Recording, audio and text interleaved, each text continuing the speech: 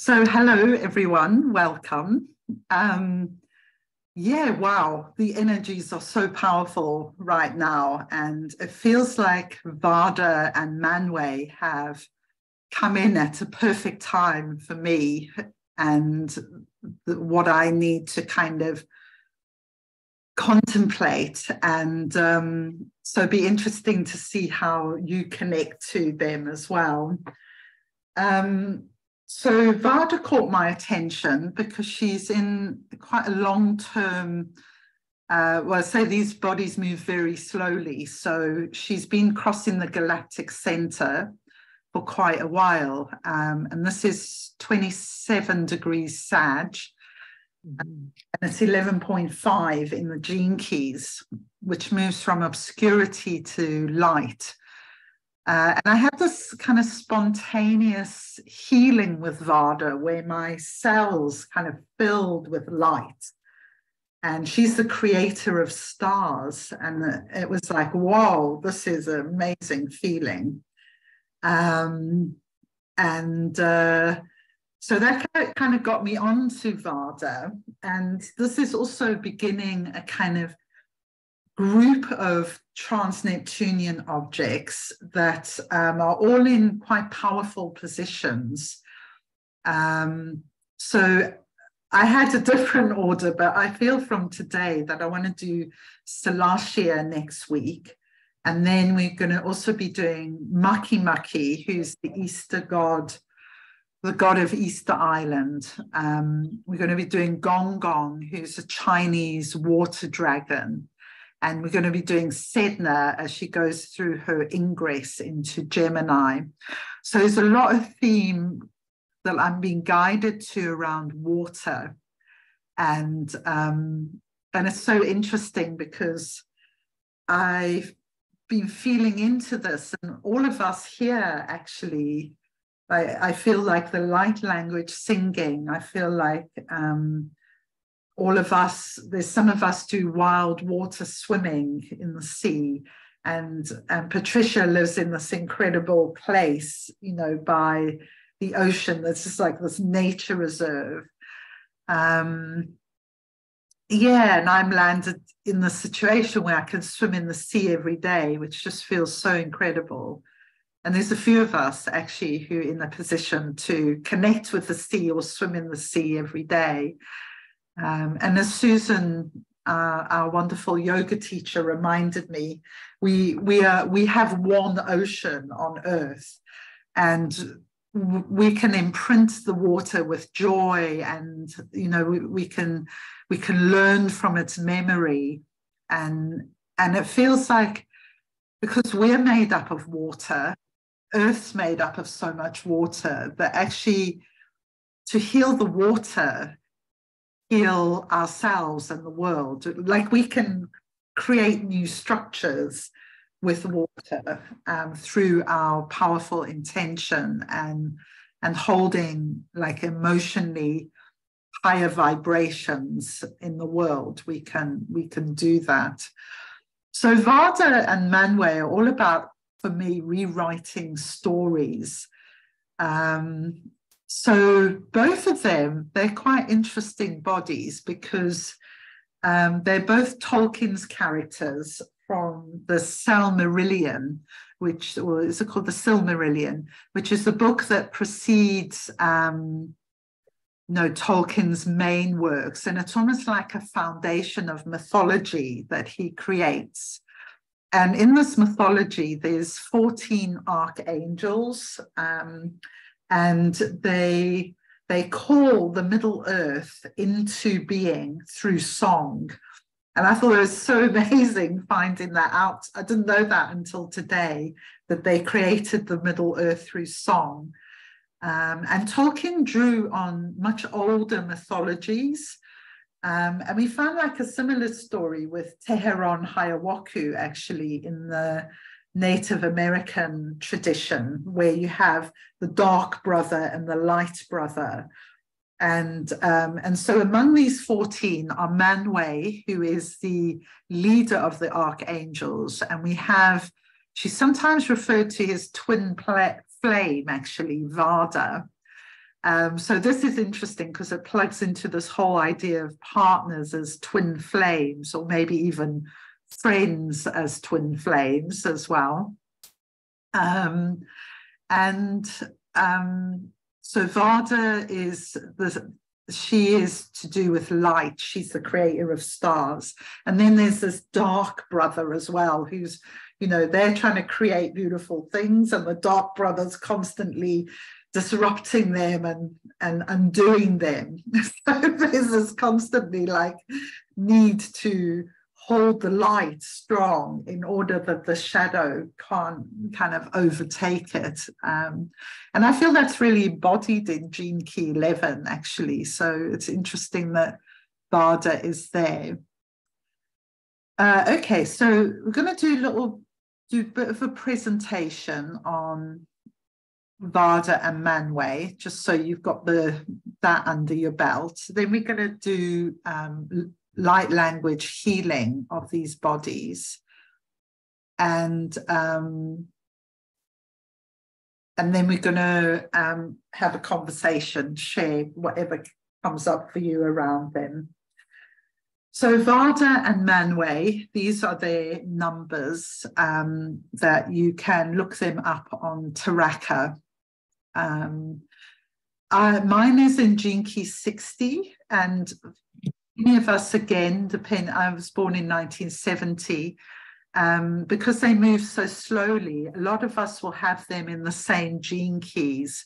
And because of that, they have a very collective effect. Like we're kind of tuned into a codon, or a number of like 2 or 3 codons through these bodies, rather than them being individual. We should think of them as being both resonant with individual and collective. So I was so excited when I read this quote from the Silmarillion. And this is about Varda and Manwe and the 14 archangels. And they made a great music before him. In this music, the world was begun, for Iluvata made visible the song, and many among them became enamored of its beauty and entered into the world at the beginning of time. And it was their task to achieve it, and by their labors to fulfill the vision which they had seen. Then they put on the raiment of earth and descended into it and dwelt therein. So this is very much about spiritual embodiment, if we think of that, this archangelic presence manifesting into our bodies. Okay, so I've talked about the Middle Earth and how they created it. So what's interesting to me is that Varda and Manwe are both creations of the author Tolkien. So in a way, all myths are created by humans, or some kind of interaction between humans and the cosmos. But here we have 2 that are actually definitely created in kind of reasonably modern times by an author. And this talks to me of the power of story, and also the power of us as humans in writing and storytelling. And I feel that's really important, because one of the things that's coming through strongly at the moment is that we have the power to change the storylines.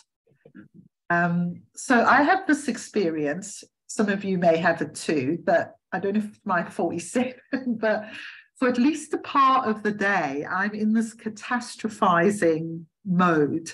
Like my mind is like quite overwhelmed by all the bad things that could happen, and this kind of emotional wave of fear.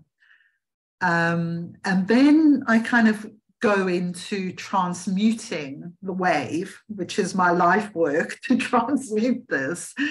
And And what has been coming really strongly with Varda, and some of you may have heard that Adam's in hospital and he's really ill. So my catastrophizing right now actually has quite a real basis to it. And sometimes it does, sometimes it doesn't. But it's like the message that keeps coming is we can change the storyline here. You know, the old patterns start to reenact, the old karma, and especially in relationships, old karma just plays itself out over and over again. You leave one group, you go to another group, and it starts rolling over again, you know, and you leave one relationship, you go to another one, and there's the old karma there again. But we can change it.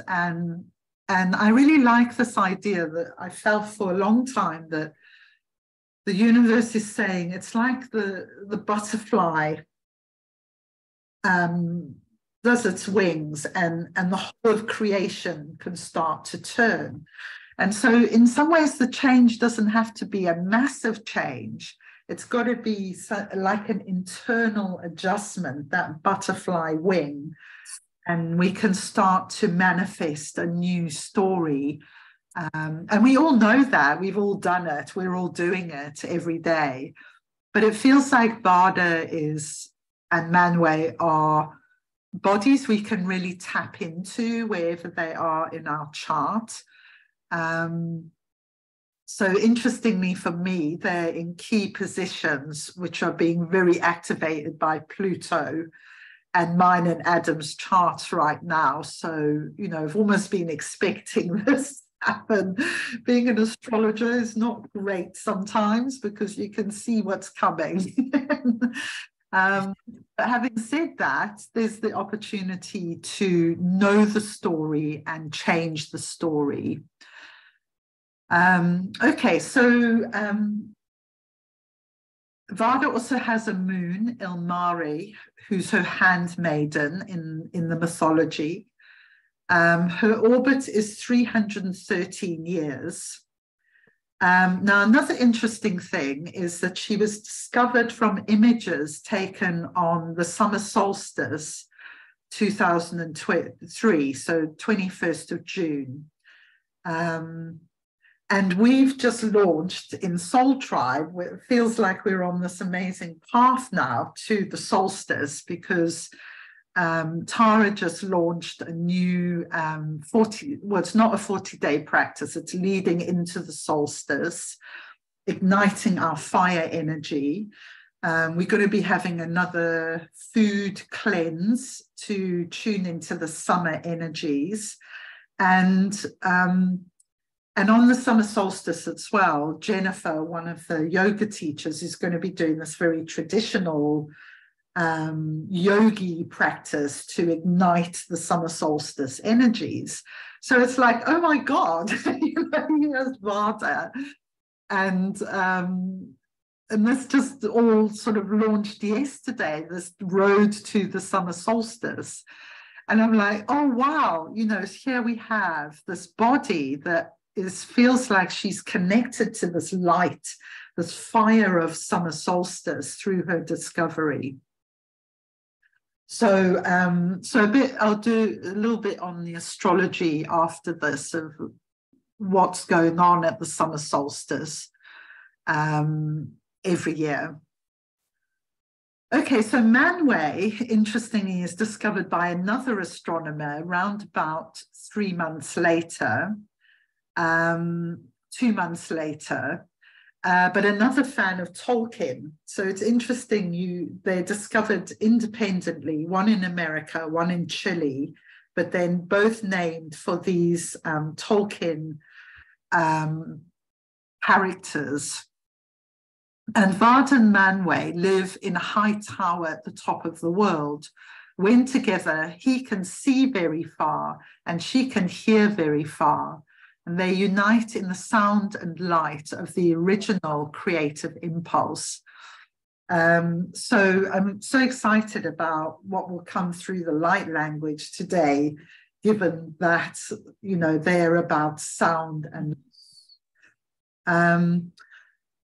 So their orbits are 313 years for Varda, 289 years for Manwe. And so they actually move quite closely, and they've been in a long-term square to each other, which is a challenging and dynamic activation.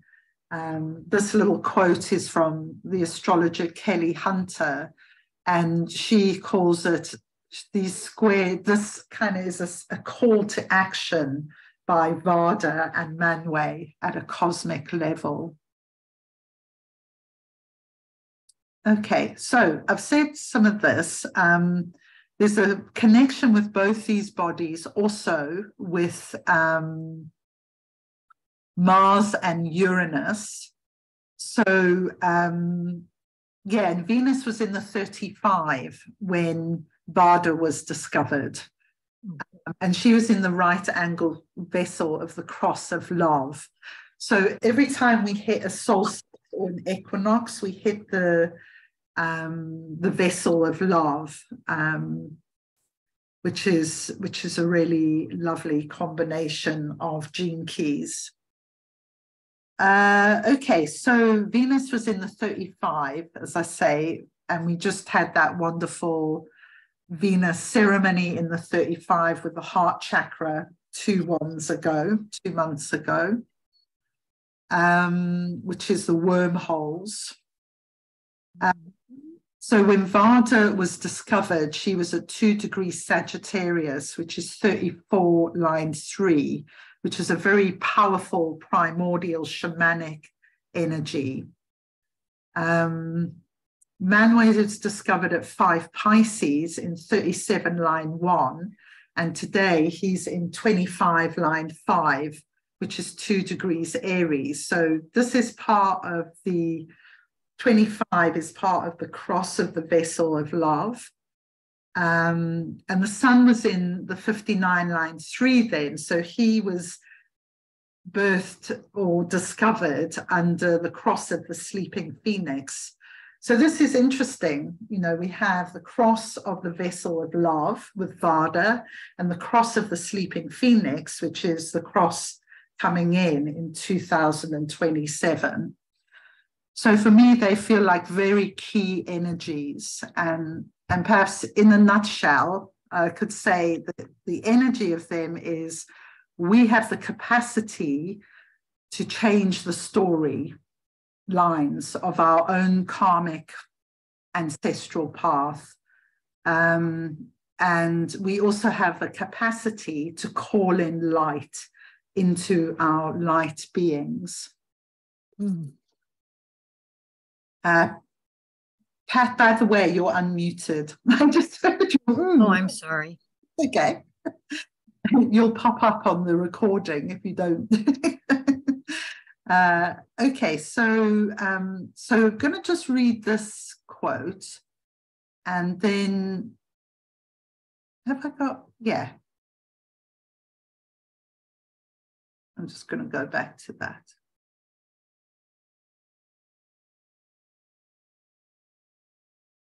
Okay, so I'm going to read this quote, and then I'm going to just go into a quiet space to tune into Varda and Manwe and to share some, whatever comes through the voice.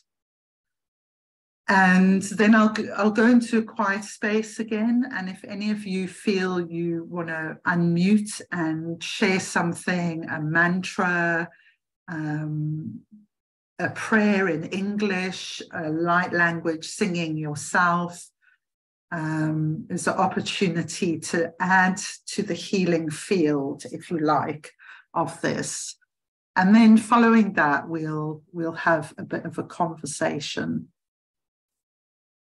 Okay, so tuning in to Varda, Queen of the Elves, and Manwe, Blessed.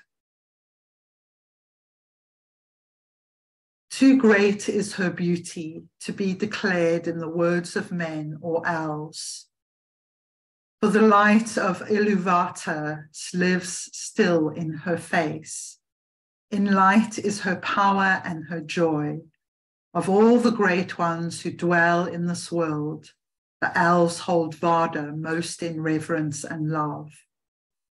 Alberith they name her, and they call her name out of the shadows of Middle Earth and uplift it in song at the rising of the stars.